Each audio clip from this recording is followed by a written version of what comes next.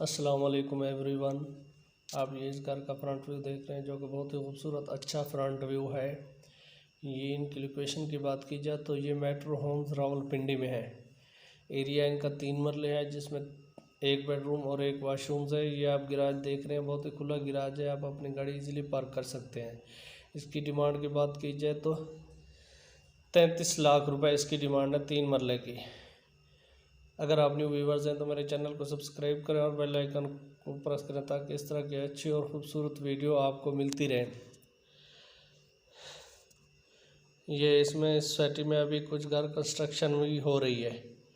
इसके साथ ही आप ये दूसरा घर देख रहे हैं, ये भी इसकी सोसाइटी देख रहे हैं मेट्रो होम्स की। ये बहुत ही खुली और अच्छी सोसाइटी है जिसमें तमाम फैसिलिटी अवेलेबल है।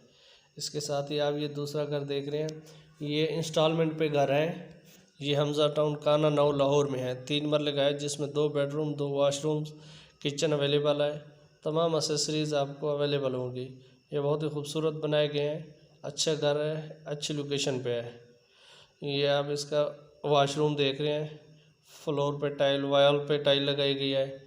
बहुत ही खूबसूरत घर है।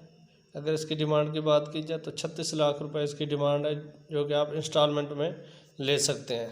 इसके साथ ही ये दूसरे घर कंस्ट्रक्शन जारी है। बहुत ही खूबसूरत घर है। इनकी ये 2.5 मरले की घर है जो कि जल्लू लाहौर में है।